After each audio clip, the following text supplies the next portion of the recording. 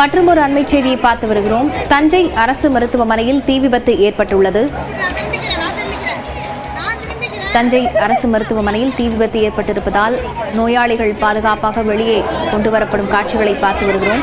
தஞ்சை அரசு மருத்துவமனையில் தீ விபத்து ஏற்பட்டிருக்கிறது.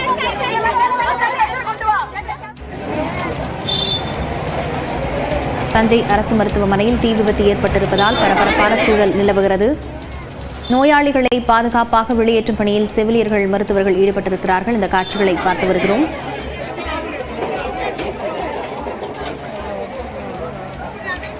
தஞ்சை அரசு மருத்துவமனையில் தீ விபத்து ஏற்பட்டுள்ளது. இது தொடர்பான விவரங்களுடன் செய்தியாளர் குருநாதன் இணைந்திருக்கிறார். குருநாதன், எந்த பகுதியில் தீ விபத்து ஏற்பட்டிருக்கிறது? மற்ற பகுதிகளுக்கு பரவாமல் இருக்க இதுவும் நடவடிக்கை எடுக்கப்பட்டிருக்கா?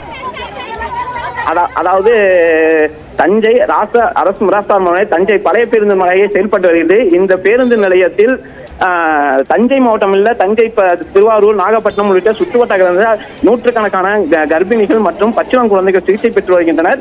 இதேபோல் இன்று அந்த மகப்பேறு அவசர பகுதியில் மின்கசிவு ஏற்பட்டு தீ விபத்து ஏற்பட்டுள்ளது. இதில் அந்த பகுதியில் மட்டுமே 100க்கும் மேற்பட்ட கர்ப்பிணிகள் மற்றும் பச்சிளம் குழந்தைகள், அதாவது பிறந்து ஒரு சில நாட்களே ஆன பச்சிளம் குழந்தைகள் உள்ளே சிக்கியிருப்பதாக தகவல் வெளியுள்ளது.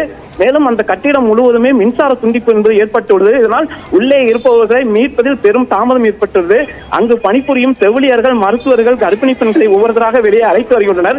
மேலும் 2 தீயணைப்பு வண்டிகள் வந்து தீயை அணைக்கும் பணியில் ஈடுபட்டுள்ளனர். தற்போது கர்ப்பிணி பெண்களுக்கு பிரசவ வழியில் இருக்கும் நேரத்தில் அவர்களை ஒவ்வொருத்தராக சக்கரில் ஏற்றப்பட்டு பக்கத்தில் உள்ள அருகில்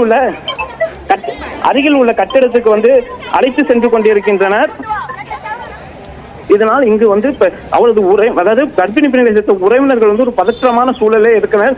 உள்ளே இருப்பவர்களை மீட்க வேண்டும் என அவர்கள் கண்ணீர் சிந்த வேண்டிய காட்சிகளை காண வேண்டியிருக்கு. மேலும் உள்ளே மின்சாரம் துண்டிக்கப்பட்டதால் தீயணைப்பு வீரர்களாலே உள்ளே செல்ல முடியாத ஒரு சூழலும் உள்ளது. சிகிச்சை பெற்று வருவதும் அங்காங்கே வெளியே அமர்ந்திருக்கக்கூடிய சூழலும் உள்ளது. அதாவது 100க்கும் மேற்பட்ட கர்ப்பிணிகள் மற்றும் பிறந்து ஒரு சிலான பச்சிளம் குழந்தைகள் உள்ளே இருப்பதால் அவர்களை மீட்பது தொடர்ந்து தாமதமாக ஏற்பட்டுள்ளது. இதனால் அங்கு தீயணைப்பு துறையினர்கள் மற்றும் அங்கு பணிபுரியும் மருத்துவர்கள், செவிலியர்கள் உள்ளே சென்று அவர்களை மீட்கும் பணியில் ஈடுபட்டுள்ளனர்.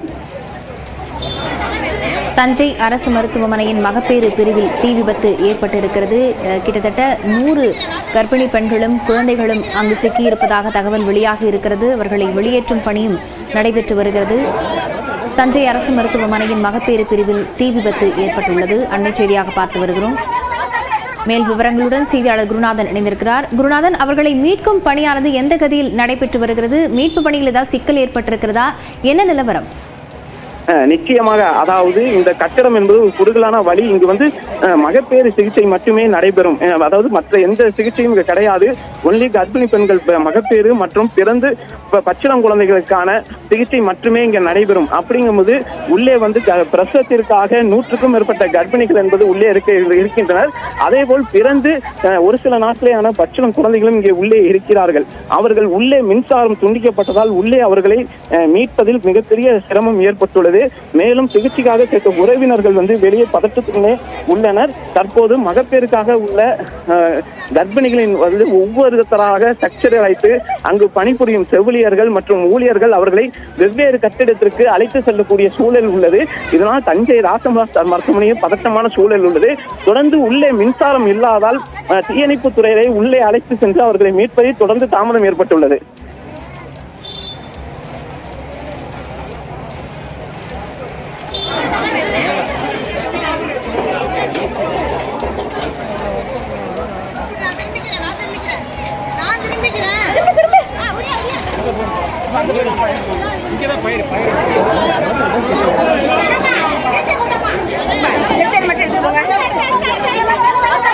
குருநாதன், அந்த சுற்றுவட்ட பகுதிகளில் கர்ப்பிணிகளுக்கு சிகிச்சை தரக்கூடிய மருத்துவமனையாக இருக்கக்கூடியது தஞ்சை அரசு மருத்துவமனை. வேறு எங்கு இங்கே இருக்கக்கூடிய கர்ப்பிணிகள், குழந்தைகள் கொண்டு செல்லப்படுகிறார்கள்? அதற்கான முன்னேற்பாடுகள் செய்யப்பட்டிருக்கிற மருத்துவமனை தரப்புல? நிச்சயமாக, அதாவது இந்த தஞ்சை ராசமதாஸ்தான் மருத்துவமனை என்பது தஞ்சை மாவட்டம் மட்டுமல்ல, புதுக்கோட்டை, திருவாரூர், நாகப்பட்டினம், புதுக்கோட்டை உள்ளிட்ட சுற்றுவட்டார பகுதிகளின் வாழ்வாதாரமாக இந்த மருத்துவமனை என்பது உள்ளது. ஒரு நாளைக்கு சராசரியாக 500க்கும் மேற்பட்ட குழந்தைகள் என்பது இங்கு பிறப்பு என்பது நடைபெற்று வருகிறது. இந்த நிலையில் இந்த சிகிச்சைக்காக சேர்ந்த இந்த நேரத்தில் விபத்து என்பது ஏற்பட்டுள்ளதால் முதலில் அவர்களை மீட்கும் நடவடிக்கையில் மருத்துவ ஊழியர்கள், தீயணைப்பு துறையினர் தொடர்ந்து ஈடுபட்டுள்ளனர். இதனை அடுத்து அவர்கள் ஒவ்வொரு ஸ்ட்ரக்சராக அந்த பிரசவத்திற்காக உள்ள கர்ப்பிணி பெண்களை மீட்டு அருகில் உள்ள கட்டிடத்திற்கு மாற்றம் செய்யப்பட்டிருக்கின்றனர். மேலும் பச்சிள குழந்தைகளையும் குருநாதன் தொடர்ந்து இடைப்பில் இருங்க. நம்முடைய தொலைபேசி வாயிலாக தஞ்சை மாவட்டத்தினுடைய எஸ்பி ராஜாராம் இணைந்திருக்கிறார். வணக்கம் சார்.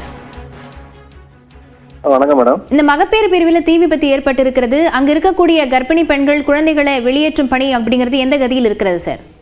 இல்ல மேடம், அங்க ஒன்றும் அசம்பாவிதம் ஒன்றும் இல்லை மேடம். எலக்ட்ரிக் ஃபயர் ஆயிருக்கு. உடனே ஃபயர் சர்வீஸ் போயிட்டு அணைச்சாங்க. யாருக்கும் எந்த பாதிப்பும் இல்லை. தீ மற்ற பகுதிகளுக்கு பரவாமல் இருக்க என்ன துரித கதியில் நடவடிக்கை எடுக்கப்பட்டிருக்கு சார்? மற்ற இதுக்கெல்லாம் பரவாயில்ல மேடம். லைட்டா இதாயிருக்கு, போயிட்டு அணைச்சிட்டாங்க. எந்த விஷயம் இல்லை. அந்த பகுதியில் இருந்தவங்க எல்லாருமே சேஃபா இருக்காங்களா? சேஃபா இருக்காங்க. யாருக்கும் எந்த இதுவும் இல்லை. நியோனேட்டல் வார்டு பக்கத்துல இருக்கு அப்படிங்கறாங்க. அந்த வார்டுல இருக்கக்கூடிய குழந்தைகள் எல்லாம் பாதுகாப்பா வெளியேற்றப்பட்டுட்டாங்க சார்? சேஃபா தான் மேடம் இருக்காங்க. இன்னும் ஃபயர் எல்லாம் பக்கத்துல எல்லாம் பரவாயில்ல. மற்ற நோயாளிகள் அவர்களை வெளியேற்றும் பணி என்பது எந்த கதியில் இருக்கிறது சார்? அதெல்லாம் சேஃபா இருக்காங்க மேடம். சேஃபாவே வெளியே பண்ணிருக்காங்க. இணைப்பில் கருத்துக்களை பகிர்ந்து கொண்டமைக்கு நன்றி திரு ராஜாராம். குருநாதன், தற்போது மீட்பு பணிகள் நடந்து வருவதாகவும் யாருக்கும் எந்த விதமான அசம்பாவிதமும் ஏற்படவில்லை என்று எஸ்பி நம்மிடையே தெரிவித்திருக்கிறார்.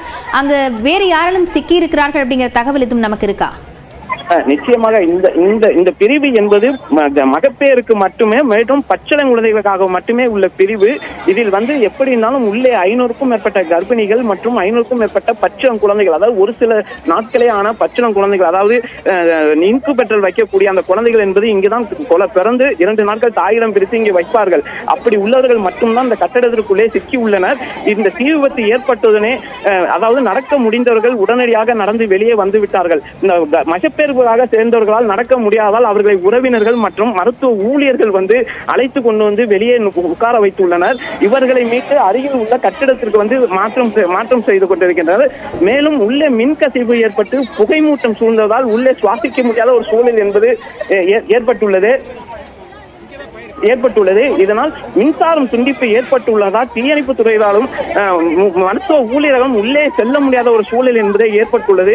இதனால் உள்ளே சென்ற பிறகுதான் உள்ளே எத்தனை பேர் சிக்கி இருக்கிறார்கள் என்ற முழு விவரம் தெரிய வரும்.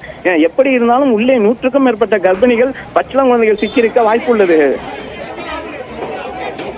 குருநாதன், மாவட்ட எஸ்பி நம்மிடையே தெரிவிக்கும் போது சிறிய அளவிலேயே இந்த தீ விபத்து ஏற்பட்டிருக்கிறது அப்படின்னு சொல்லியிருக்கிறாரு. இந்த தீ விபத்து நிகழ்ந்த இடம் எந்த அளவுக்கு பெரியது அப்படின்னு நம்மளால பார்க்க முடிந்தது? அந்த இடத்துல வேறு யாராவது ஆபத்தான நிலையில் இருக்கிறாங்க அப்படிங்கிற தகவல் எதுவும் இருக்கிறதா? நிச்சயமாக, அதாவது இந்த மருத்துவமனை என்பது மகப்பேறுக்காக மட்டும் உள்ளதால் வேறு எந்த சிகிச்சையும் கிடையாது. எனவே இங்க கர்ப்பிணி பெண்கள், பச்சிளம் குழந்தைகள் மட்டுமே உள்ளனர். அதனால் இந்த இடம் எப்பொழுதுமே பாதுகாப்பு அதிகமாக இருக்கும்.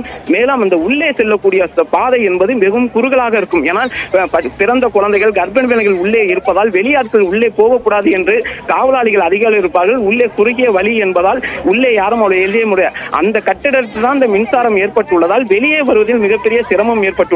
இதனால் அருகில் உள்ள வேறு வழியாக மற்றவர்களை மீட்கும் முயற்சி என்பது நடைபெற்று வருகிறது. இந்த நிலையில் உள்ளே முழுவதும் தீயை அணைத்து விட்டார்களா இல்லை தீ புகைமூட்டமாக இருப்பதா என்பது உள்ளே சென்ற பிறகுதான் தெரியும். இந்த மின் விபத்து என்பது எதனால் ஏற்பட்டது என்பது தெரிய வரும். முதலில் உள்ளே இருக்கும் கர்ப்பிணிகள் மற்றும் பச்சிளம் குழந்தைகளை மீட்க வேண்டும் என்பதுதான் இங்கு வெளியே உறவினர் என்று ஆயிரக்கணக்கானோர் காத்து கிடக்கின்றனர். ஏனால் ஒரு நாளைக்கு சராசரியாக 500க்கும் மேற்பட்ட குழந்தை பிறப்பு என்பது இந்த மருத்துவமனையில் நடைபெறும். இதனால் ஒரு நாளைக்கு சராசரியாக 2000 பேர் சிகிச்சைக்கு உள்நோயாளகம், வெளிநோயாளகம் சிகிச்சை பெற்றுள்ளார்கள். இதனால் உறவினர்கள் எல்லாமே இங்கேதான் இந்த மருத்துவமனையை சுற்றியே தங்கி இருப்பார்கள். தற்போது இந்த கட்டிடத்தில் மின் விபத்து என்பது ஏற்பட்டவுடனே உறவினர்கள் ஒரு அச்சத்துடனே கண்ணீர் சிந்து தங்களது மகள்களையும் பேரன் பேத்திகளையும் மீட்க வேண்டும் என்ற ஒவ்வொருவரும் ஆர்வத்தோடு காத்துக்கின்றனர். முடிந்தவரை மருத்துவ ஊழியர்கள் ஒவ்வொருத்தராக மீட்டு அருகில் உள்ள கட்டிடத்தில் பாதுகாப்பாக தங்க வைத்து வருகின்றனர். முடியாதவர்களை தூக்கி கொண்டும் ஸ்ட்ரக்சரில் வைத்துக் கொண்டும் வரக்கூடிய காட்சிகளையும் காண முடிகிறது. குருநாதன், அந்த பிரிவில் இருக்கக்கூடிய எத்தனை கர்ப்பிணி பெண்கள் இருந்தார்கள், எத்தனை குழந்தைகள் நியோனட்டல் பிரிவில் இருந்தாங்க அப்படிங்கிற தரவுகள் எதுவும் சேகரிக்கப்பட்டிருக்கிறா? எல்லாருமே வெளியேறி விட்டார்கள் அப்படிங்கறது எப்படி உறுதி செய்யறாங்க? நிச்சயமாக, அதாவது உள்ளே எப்படி இருந்தாலும் 500க்கும் மேற்பட்ட கர்ப்பிணி பெண்கள், 500க்கும் மேற்பட்ட பச்சிளம் குழந்தைகள் என்பது சராசரியாக அங்கு சிகிச்சை பெறுவார்கள். இந்த தகவலின் அடிப்படையில் தான் தற்போது ஒவ்வொருத்தராக வெளியே வந்துள்ளனர். மேலும் எவ்வளவு பேர் உள்ளே சிக்கியிருக்காக இந்த முழு தகவல்கள் இதுவரை கிடைக்கவில்லை. கர்ப்பிணி பெண்களை மீட்கும் அதே வேளையில் பச்சிளம் குழந்தைகள் வந்து இந்த இன்குபேட்டர் சொல்லக்கூடிய அந்த கரண்ட் மின்சாரம் இருந்தால் மட்டுமே அந்த குழந்தைகளுக்கு தேவையான ஆக்சிஜன் மற்றும் பாதுகாப்பு தன்மை என்பது உறுதி செய்யப்படும். தற்போது இங்கு மின் துண்டிப்பு ஏற்பட்டுள்ளதால் கட்டிடத்திலிருந்து வெளியே புகைகள் வரக்கூடிய காட்சி தான் இருக்கு. எனவே அந்த குழந்தைகளின் நிலை என்பது இதுவரை நமக்கு என்னவென்றே தெரியவில்லை. அதாவது முதல் தளம், இரண்டாவது தளம் முழுவதும் இந்த பிறந்த குழந்தைகள் இன்குபேட்டரில் வைத்து அவர்களை பராமரிப்பு என்பது இங்கு நடைபெறும். இப்போது அந்த அனைத்து குழந்தைகளையும் மீட்கப்பட்டு விட்டார்களா இல்லது என்ன நிலைமை என்று தெரியவில்லை. ஏன்னா கட்டடம் முழுவதும் மின்சார துண்டிப்பு என்பது ஏற்பட்டுள்ளது. இதனால் குழந்தைகள் நிலை என்ன என்பது உள்ளே சென்ற பிறகுதான் தெரியும். எனவே அந்த குழந்தைகளை மீட்கும் பணியில் வந்து மருத்துவ ஊழியர்களும் தீயணைப்பினரும் முழுவீச்சில் ஈடுபட்டுள்ளனர். குருநாதன், இங்கு வரக்கூடிய இது குறித்த மேல் விவரங்களுக்கு மீண்டும் தொடர்பு கொள்கிறோம்.